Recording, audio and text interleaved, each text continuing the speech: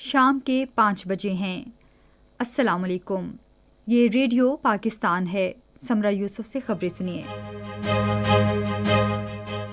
اہم خبروں کا خلاصہ۔ وزیر اعظم نے کہا ہے کہ حکومت معاشی اشاریہ مزید بہتر بنانے کے لیے انتھک محنت کرتی رہے گی۔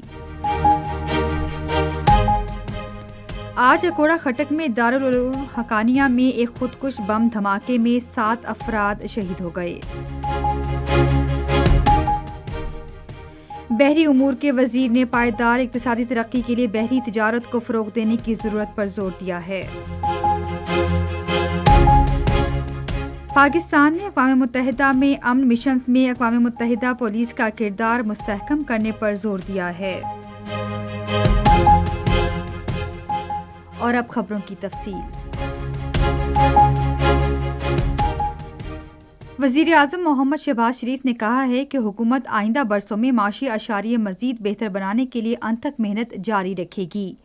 انہوں نے آج اسلام آباد میں وفاقی کابینہ کے ارکان بشمول نئے وفاقی وزراء، وزرائے مملکت اور مشیروں سے بات چیت کرتے ہوئے کہا کہ 1 سال کے دوران مہنگائی میں خاطر خواہ کمی، جبکہ زر مبادلہ کے ذخائر اور ترسیلات زر میں اضافہ ہوا ہے۔ وزیر اعظم نے کہا کہ کابینہ ارکان کا انتخاب ان کی قابلیت اور صلاحیتوں کی بنیاد پر کیا گیا اور اس بات پر زور دیا کہ ان کی کارکردگی کا باقاعدگی سے جائزہ لیا جائے گا۔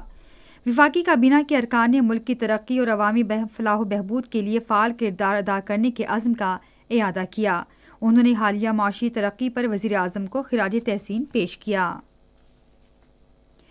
آج نوشہرہ کے علاقے اکوڑہ خٹک کے دارالعلوم حقانیہ میں ایک خودکش بم دھماکے میں جمعیت علماء اسلام سین کے رہنما مولانا حامد الحق حقانی سمیت 7 افراد شہید اور 15 زخمی ہو گئے۔ پولیس کے مطابق خودکش بمبار نے نماز جمعہ کے بعد دارالعلوم حقانیہ کے ہال میں خود کو دھماکے سے اڑا لیا۔ خیبر پختونخوا پولیس کے انسپکٹر جنرل ذوالفقار حمید نے کہا کہ خودکش بمبار کا ہدف جمعیت علماء اسلام سین کے رہنما مولانا حامد الحق حقانی تھے۔ زخمیوں کو نوشہرہ کے ہسپتالوں میں منتقل کر دیا گیا ہے۔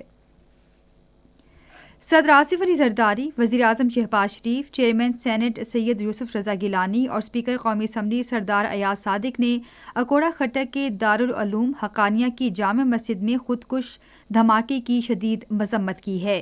انہوں نے آج اپنے الگ الگ بیانات میں حملے میں قیمتی جانوں کے ضیاع پر دکھ اور افسوس کا اظہار کیا۔ بحری امور کے وزیر قیصر احمد شیخ نے پائیدار اقتصادی ترقی کے لیے بحری تجارت کو فروغ دینے کی ضرورت پر زور دیا ہے۔ انہوں نے آج اسلام آباد میں قومی بحری پالیسی کے بارے میں ایک ورکشاپ سے خطاب کرتے ہوئے کہا کہ مستقبل میں ملک کی ترقی میں بحری شعبے کا کردار انتہائی اہمیت کا حامل ہوگا۔ وفاقی وزیر نے کہا کہ اڑان پاکستان پروگرام کے تحت اگلے 4 برسوں میں برآمدات کا ہدف 32 ارب سے بڑھا کر $60 ارب مقرر کیا گیا ہے۔ دفتر خارجہ نے کہا ہے کہ پاکستان کو افغانستان میں امریکہ کی جانب سے چھوڑے گئے ہتھیاروں پر گہری تشویش ہے۔ دفتر خارجہ کے ترجمان شفقت علی خان نے آج اسلام آباد میں ہفتہ وار نیوز بریفنگ کے دوران کہا کہ دہشت گرد یہ جدید ہتھیار پاکستان میں حملوں کے لیے استعمال کرتے ہیں۔ انہوں نے کہا کہ ہم نے عالمی برادری اور افغان حکام پر زور دیا ہے کہ وہ اس مسئلے کو حل کریں۔ ترجمان نے کہا کہ پاکستان افغانستان کے ساتھ خوشگوار دوستانہ تعاون پر مبنی تعلقات چاہتا ہے، تاہم افغان سرزمین پر دہشت گردوں کے پناہ گاہوں سے اس سلسلے میں کسی پیش رفت میں رکاوٹیں پیدا ہو رہی ہیں۔ انہوں نے کہا پاکستان اس مسئلے کے حل کے لیے مختلف ذرائع استعمال کرتا رہے گا۔ تورخم سرحد کی بندش کے حوالے سے ترجمان نے کہا کہ آپریشنل رکاوٹوں کے باعث پاکستان کو یہ اقدام اٹھانا پڑا۔ انہوں نے کہا کہ افغانستان کی طرف سے یک طرفہ طور پر ہماری جانب سرحدی پوسٹ تعمیر کرنے کی کوشش کی جا رہی ہے۔ انہوں نے کہا پاکستان نے افغان حکام پر زور دیا ہے کہ 2 طرفہ طریقہ کار کے تحت ان مسائل کو حل کیا جائے اور یہ معاملہ مشترکہ طور پر کمیٹی کے ذریعے حل کیا جانا چاہیے۔ اقوام متحدہ میں پاکستان نے امن مشنز میں اقوام متحدہ پولیس کا کردار مضبوط بنانے پر زور دیا ہے۔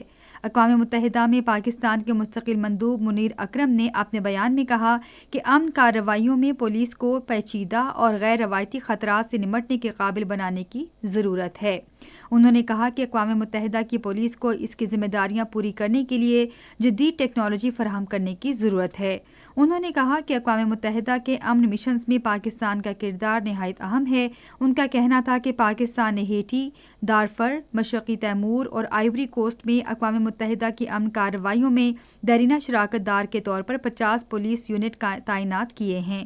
انہوں نے کہا کہ پاکستانی پولیس افسر اقوام متحدہ پولیس کے تحت اپنی پیشہ ورانہ صلاحیتوں اور عزم و ہمت کی وجہ سے جانے جاتے ہیں۔ کرکٹ۔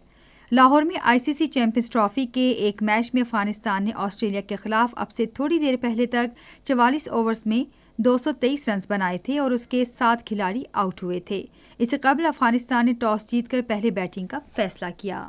اسی کے ساتھ خبریں ختم ہوئی۔ مزید خبروں تجزیوں کے لیے آئیے ہماری ویب سائٹ radio.gov.pk پر اور فیس بک کے link radio Pakistan news official پر براہ راست ویڈیو اسٹریمنگ بھی ملاحظہ کیجیے۔